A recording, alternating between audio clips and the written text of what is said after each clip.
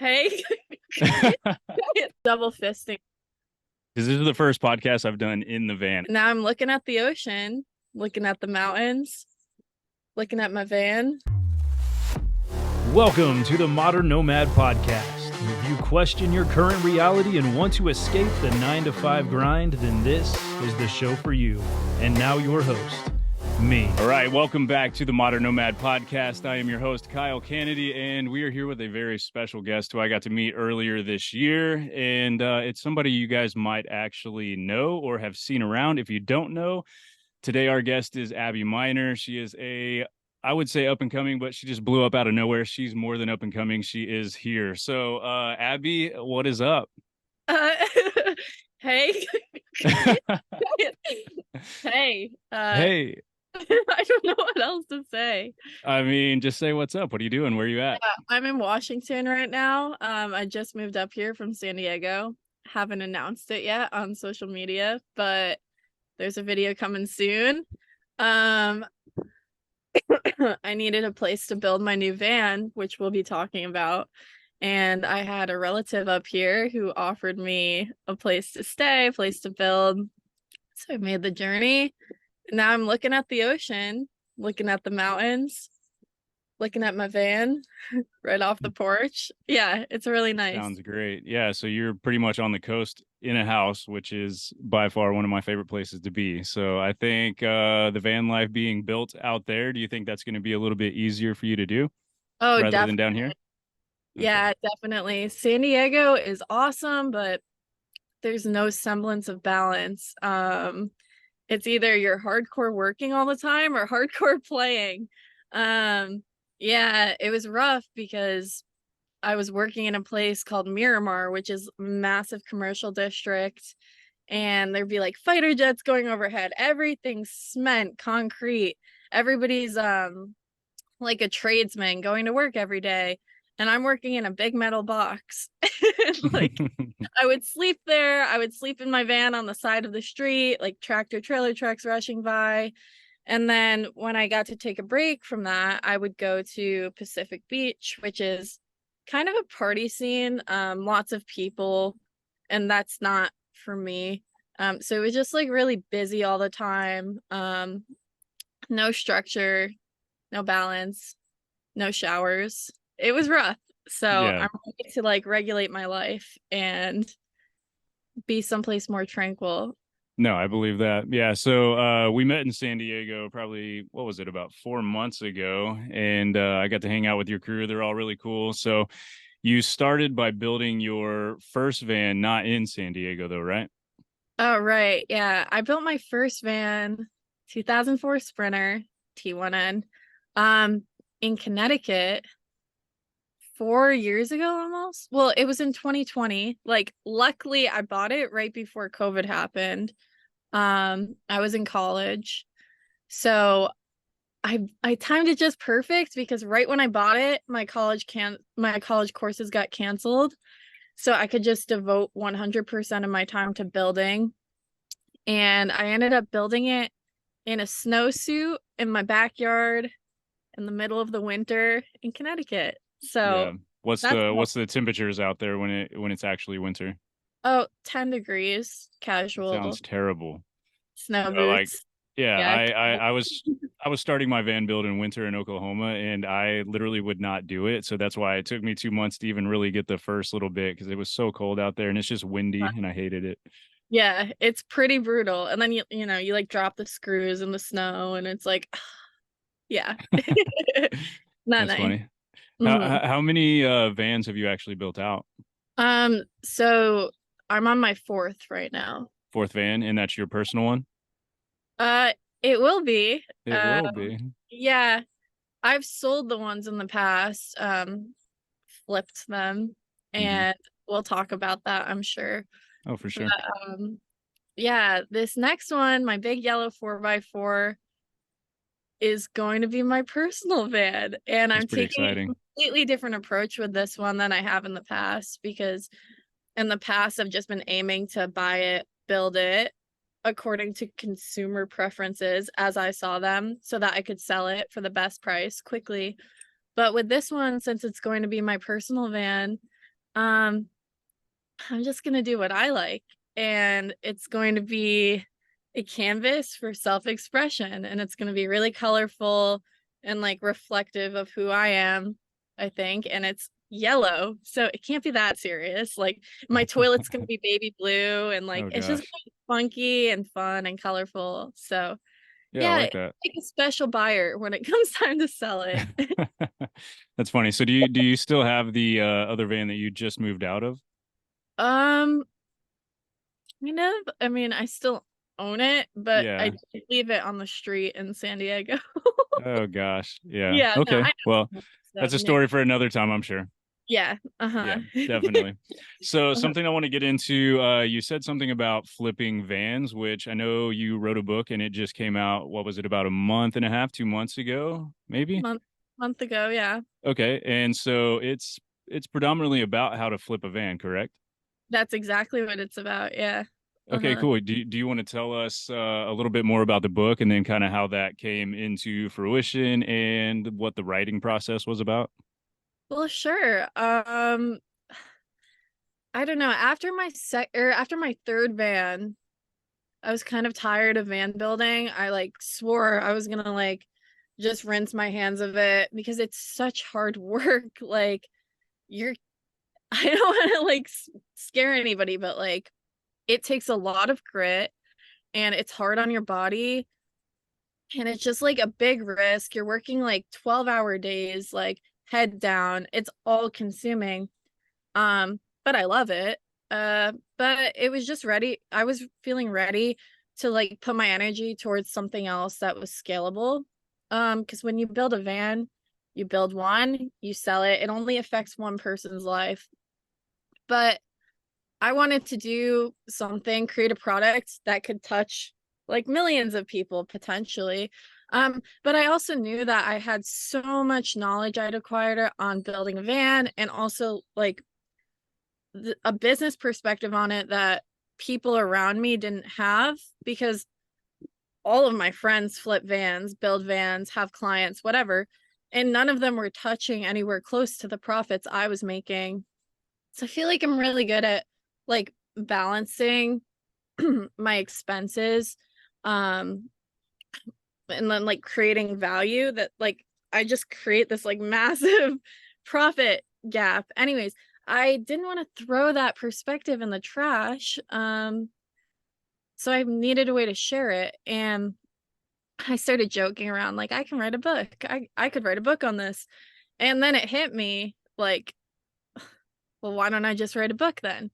So I committed to that idea. And like once I commit to something, I can't just drop it ever. I got to follow through. So yeah, over the course of about 6 months, every day, I was held hostage to writing my book. And eventually I finished it, followed through, and it's out now if anybody wants to read it. And it's all about my story, how I grew up, how I took on my first van, built it on a budget, and then how I or you or anyone could replicate that and make the profit that I'm making to gain a life of freedom, For which sure. is that it's all about how I achieved the life I live now through building vans.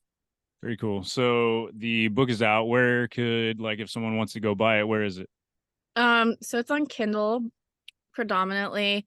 I I sold out of my paperbacks and I don't know if I'm gonna print another batch because it's intensive. Yeah, I But believe yeah, that. if you go to my website, you can click the link and buy it through Kindle. If you want to go directly to Kindle, Amazon, it's called Flipping Freedom, by Abbe Minor, and you can just buy it on there. It's 8.99. Very cool. So after your first month, are you pretty excited about like sales so far? I think that I am have been going through a transitional phase in life where I'm like have so many things going on. I haven't been able to focus on marketing it as much as I would like. Okay. But now that I'm settled in to this new place, I'm sort of like delegating some of the other tasks I have in life. I'm going to focus everything on marketing this and continuing to grow my personal brand and social media. That's good. You're doing a great job, obviously. Like, when I met you, you had like 2,000 followers. You're almost at 200K. Have you hit 200K yet today? No, 190. Okay. I mean, Close. you're damn close. So like, for anybody out there that wants to do like social media, Instagram's not dead. You can still grow. And everyone's always talking about how it's like not even accessible for most people, but you just proved that wrong because you've grown almost 200K in like the past 4 months. It's Yeah. nuts. In one post, my very first reel I ever posted, I went from 3,000 to 30,000 followers. So It is insane. Yeah, no, like I said the other day, I was like, I'm extremely proud of you. This is wild, and I can't believe it happened, but it couldn't have happened to a better person. So, well, thank all you. right. So we're gonna move on to a question that pretty much is like, for myself, when I got into van life, it was more of a means of escaping something. Like I felt stagnant owning the two businesses that I owned. I was in a crappy relationship that I wanted to leave. I loved my hometown, but I knew that it wasn't it for the rest of my life. So what kind of got you into van life, and what was the like taste of the first bit that was like, all right, I have to do it? Oh wow, this is actually a broad question. There were a lot of things. Growing up, I come from a really small town in Connecticut, and nobody in my family really ever left. Like I've been on the East Coast my whole life, and to me, there was like this aura of magic that surrounded California and the West Coast. So it was like that was my dream to travel, do a big road trip, whatever. And I was also raised in a very frugal family. Like we didn't want to spend money on anything. And that was a big reason why we never traveled.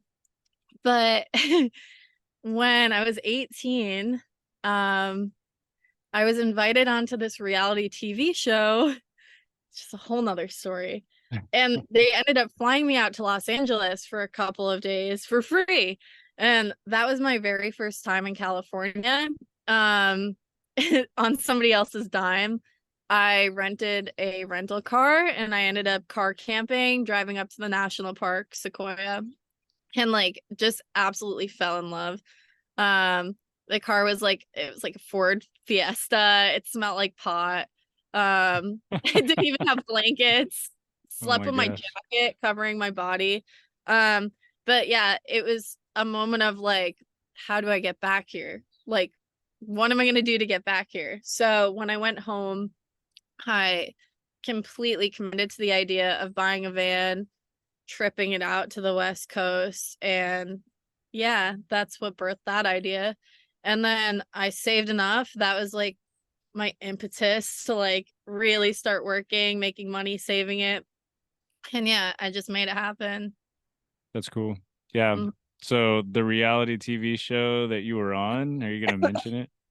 Well, I don't really want to mention it. Let's just say it was um a very infamous judge or a Yeah. court TV show. I Yeah. was about to say, if you type your name in on YouTube, they can find it immediately. It says Abbe Minor and then name of the judge. Okay. Yeah, don't do that. Yeah, don't I was don't look very her up. young. I was I very mean, young. they're gonna watch this on YouTube, so just do it if you want to, but don't do it. She said not to. Yeah. Very cool. Yeah, so I mean, you kind of have like a similar story, like didn't grow up like vacationing very much, which my parents were very similar. They were like scared of flying, they were scared of Yeah. ships. So we went to like the surrounding states, which was like 2 3 hour drives, and that was it. And so as soon as I became an adult, I was like, screw it, I'm going everywhere. And I took like a solo trip to Hawaii, Mhm. and that changed my life. I was like, I have to do anything and everything to get the heck out of here. Yeah, right? hmm I It's feel such like a crazy life. it's coming from like a family like that that really like builds drive. Or like if you come from a family that's not so well off, that'll like instill you with this sense to like go go make a lot of money so you don't have to live like that. Or like, yeah, No, I I just fully needed believe to that. get out. Yeah.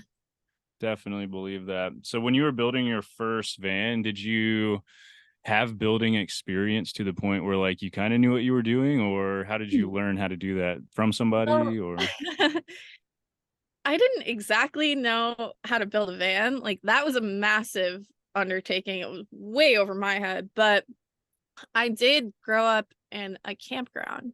So in Connecticut, my family owns a campground. My grandfather built the campground. My parents manage it. I was there almost every day growing up, and that's where my passion for renovation and building came from. Because from a young age, I was working with my dad, like learned how to use every power tool and how to build to make and how to use power tools to make a vision into reality. I call my dad like a king jerry rigger because nothing he ever does is done the right way. And also pair that with like a very frugal mindset. We were using like scrap wood that was in the barn for 10 years and just reusing things. So yeah, I never learned how to build the right way, but I definitely, I guess my brain was wired towards concepts like squareness and Yep. leverage Oh and gosh. problem solving, and which I definitely feel now now that I'm older. Hmm. It's kind of intuitive to me, and I know it came from working with my dad when I was young. Yeah, well, the thing you said there is squareness, and you probably learned pretty quick that in a van, there's absolutely nothing that's square in here. Yeah, right. Yeah, so you, I you had to run like with stuff. relearn a lot of things there. Yeah, yeah. The concepts still apply though. Like Yeah, no, you strive to make things square to the floor, and yeah. exactly. Yeah. That's one of the things that I had to learn like very quickly when I was like starting my van build. I started with my shower here, and so like making the walls from the floor to the ceiling, I was like, all right, I'm gonna cut a square. And I was like, wait, it won't fit because it only goes in half of the roof, and then I can't push it to the wall. And then I had to learn how to use like scribing and Mhm. all this other stuff. Right. So Yeah. there's so many like if you are building a van and you are used to building like regular cabinets, you're going to be challenged. I can tell you that right now. Yeah. Scribing is one of the pillars of building a van. I write Oh, all about it in 100%. my book. So, Good. Yes. No, they yeah. need to know. Tell the people what they need to know. Oh, yeah. Oh, goodness. So speaking of van building, you mentioned earlier that kind of like your van building process was to build, flip, and then restart. So none of them were really personally for you. This one's going to be personally for you. I want to know something that you Mhm. would do differently in the vans that now it's going to be yours. Like, is there something that you would add or take away or what? Mhm. I should have thought about this. Honestly, I think the biggest thing is storage. Like, don't ever discount how much storage you need.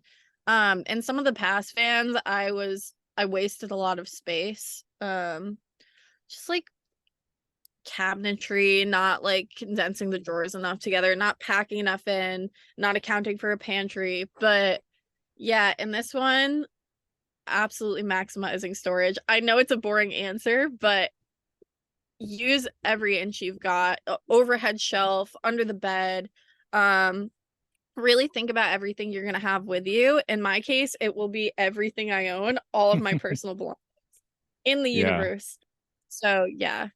Okay, so I fully agree with that because when I built my rig, this was meant to be, I wasn't going to go full time. This was going to be like a weekend warrior and kind of like a maybe a week trip at a time. So that's why I have the full shower. I don't have much storage. I don't even have seating. I'm sitting on like a hunting bench right now, but the storage thing was like 100% something that as soon as I moved in here, I realized I had to get rid of a bunch of things that I actually wanted to take with me. My garage is full of stuff that is like work tools now that I'm like doing mobile building. And then my clothes, I have like maybe 15 shirts, couple pairs of shorts, pants, towels. That's it. Like I am minimal at the moment. So storage 100% is needed. And you don't need a full stand-up Definitely. shower unless you have a 170, in my opinion. Or if you're a female. Yeah, I, is you, I mean, I haven't used mine very much. I'm literally in the Planet Fitness parking lot, and I took a shower this morning, so it was easy. but yeah, that's great if you're in like a metropolitan The area, but cities, yes, no, it yeah. is. Yeah, the only time I've ever used this, I used it at Schoolie. I used this in Crested Butte last week. I used it in Arizona a couple times, but it's only when I am not anywhere near civilization that I want to use that. Yeah, exactly. Do you plan on going out there and doing that? Like once your van's done, are you going to be traveling full time? Honestly, like over the course of my life, I've never had less of an idea of where I'm going to end up than I do right now. Like, Honestly, do you feel like that's freeing or do you feel stressed about it? I don't feel stressed. I've never felt so present. I will say Okay. that. Like Okay. in the city, I kind of subconsciously knew like this is just a phase of my life and I Hmm. was just kind of waiting for the next thing. Yeah. No, I agree with Now that. I'm That's I'm, I'm fully present. Um do I wonder? Yes, but in one of my favorite quotes is like as you walk down the path reveals itself. And I mhm. know that like the phase of life I'm in right now is just stepping stones. And by the end of this van build, I will have a lot more clarity on my direction. Um, but where I'm going to travel, especially a big, bright, recognizable yellow Sprinter van, Yeah. it's going to be different. Yeah, Yeah, gonna have. when you told me you bought that big yellow thing, I was like, well, people are going to know exactly who's living in that one. Yeah, that is true. But Yeah. it's definitely a spectacle to behold, and it's great for social media No, it branding. is. Oh, 100%. Everything that you do and use, like your one wheel and all that stuff, it's all yellow. So, I mean, it's on brand. It works. And Uh, the only thing that I would say is like safety, take care of yourself because it's going to be recognizable and people are going to know exactly where you are and what you're doing. And you're gaining so much popularity yeah. on social media that people are going to be finding you. Like yesterday, I'm not even that big on social media, but someone as I was at the beach yesterday, had my doors open. I personally don't care. A lot of people do, but I keep my doors open usually at the beach. Someone walked by and was like, Mhm. "Oh, you're that guy from TikTok." And I was like, "Yeah." And I was like, "I'm Kyle." And he was like, "Oh, cool. I love your van." And started chatting with me. So people are going to more and more recognize you, and that van is going to be even more so. Like, who else has a yellow van, you know? Yeah, yeah, exactly. I've already had people like message me like, "Hey, I saw you drove through Nebraska," and it was like, "Oh, How funny. okay." 2 days How after funny. having got it. Yeah. Yeah, Oh, that pretty was on the cautious. trip back. Yeah. Mhm. Oh gosh, and they already knew. That's wild. Good Lord. Instant. Yeah. So a question that everybody always asks, and I feel like this is the number one thing like about my podcast is like trying to help people figure out how they can financially take on this lifestyle. So I Mhm. know currently like you're probably in the social media realm, you're making money there, but like before several months ago, like how were you funding van life basically? Like did you have day jobs? Were you just Honestly, building? no, I funded well it's like a butterfly effect, right? Like my first van, my black T1N van, all in on that entire build, that entire setup, including the van, $14,000. Very low. That's Um, very good. and I funded that through small jobs. Like I was a portrait artist. I did a bunch of portraits for people, dog walking, just college jobs that you have. So I started small with that. But the great thing about building a van is you create so much value. So 14,000 is nothing when creating $60,000 total worth of value. So I go sell that. So and then after that, I stumbled into a little bit of cash with an investment, stock investment, and I took that, bought my second van. Um, also created a lot of value there, sold it, rolled that cash into an even bigger van that sold for even more of a profit. So Hmm. it's just like flipping and then Yeah. reinvesting, which is why I think flipping vans is so great. If you want to just get started, take advantage of leverage. It's really easy to finance a vehicle. Um, and in like the van space, you can find a van from like 20,000 all the way up to like 90,000, right? But Yep. if you're on a budget, just go for that low price van. Go to like Car Gurus, find a good deal, and just finance it. No, I As completely agree with that. yeah. And as for the build portion, there are plenty of ways to do it cheap. You could do a whole build for $10,000, which when creating $50,000 worth of value, it's worth it. Which you can find out all about in my book, by the way. That was a good plug right there. Yeah. So yet again, if you want the book and you're trying to live van life or you want to flip vans, make some money while you're living van life, you should check out her book, which is called, what is Flipping it called? freedom. Flipping Freedom. Flipping. And you can find it on Kindle or Amazon, possibly. Is it Amazon? Like, Yeah. can you buy it there? Amazon owns Kindle. Uh, Oh, okay. yeah, so it's like I'm an iPad kind of guy. yeah, well, I think it I would hear still that you work. can read the Kindle book like while you're outside in the sun, and that's something that is enticing to me, but I don't have one. It's not as versatile. Like, let's be Yeah. real. Is it just for reading? I think so, but I don't have Very her. funny. This is something that pretty much like I want to know, mainly because like being on the road has been such a blessing to me, and like living in a van, like most people would be like, "Oh, you're homeless," but I feel like this is a blessing. So, in this lifestyle, in the van life journey that you've had for the past few years, like what's the biggest blessing that you've kind of received from it? Oh, so many things. First that comes to my head is just freedom overall, right? Like, I'm 23. I'm in my young 20s. I'm just trying to figure out what direction I want to go in life. And you're not tied to any one place when you live in a van. You're free to explore. Um, you can literally pack up and leave and go anywhere. So just that underlying feeling of I'm free, it just allows you to expand your horizons in any direction you want. So it's like built in exploration, adventure, and that's what I'm all about. So that's awesome. Another thing is just like the people you meet. So I think that just like having a dog, basically, like you're walking down the street, you have a dog, somebody else has a dog. It's easy to start chatting. You have something in common right off the bat. That's what a van is, but on an even bigger scale, because when you have a van, you like naturally you guys have something that aligns with each other. You have this spirit of adventure. So it's really easy to meet people through vans, and I've met a lot of my best friends through it, especially in San Diego, which changed my life, honestly, changed the trajectory of my life. Um, and yeah, I guess another big thing would just be like self-belief too. That more comes from van building, but when you take on a massive project like this and then just see it through time and time again, you develop this sense of grit and just confidence, knowing that you'll follow through and that you can bring a vision to life. So yeah, living in a van is great. No, There's I fully believe it. yeah.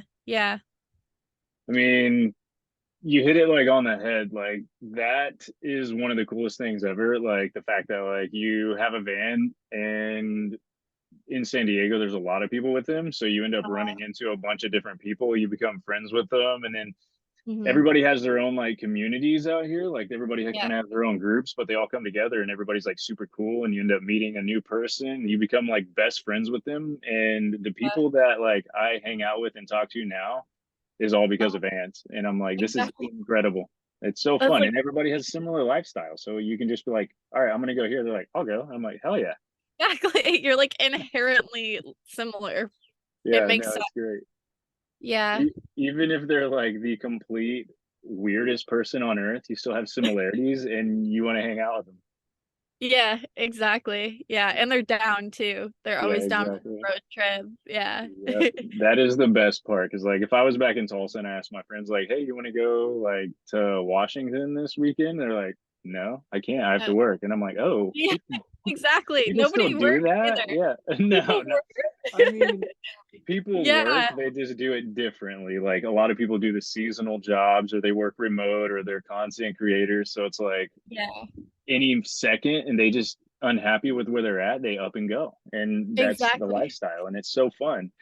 It is. It's like I feel like I'm living in this like my own little reality that I created, and everybody else who has a van is living in it with me. Yeah. It's you forget that there's like another society out there that works 9 to 5 jobs and like has commitments and which is it's a Exactly. blessing and a curse. Yeah. Speaking of curses, Yeah. speaking of curses, like obviously van life's not always like sunshine and rainbows. So what's been like the hardest thing to adjust to, like since you've been in the lifestyle? Um, well, I fully believe that the best place to be like living your life is on the edge of chaos and order. Like you can't have too much structure in your life, especially not me.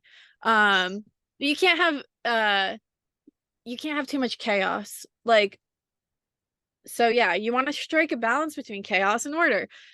Van life sometimes feels like too much chaos. It's like, where am I going to sleep tonight? Like, where am I going to fill up my water? Like, I can do whatever I want in the universe. And that just opens up too many doors to go. It's like, what direction do I go in? Chaos. So, but then again, like living in a house, too much structure. Agreed. So yeah, and sometimes it's just like, what direction do I go in? It's too much freedom. So that's probably the biggest adjustment is like creating structure for yourself, creating your direction, determining what steps you want to take in life, and then actually taking them. When you take away like a rental payment or a mortgage or some sort of financial obligation, which I don't have many of, it's kind of easy to just like slack off and go play all the time, you know?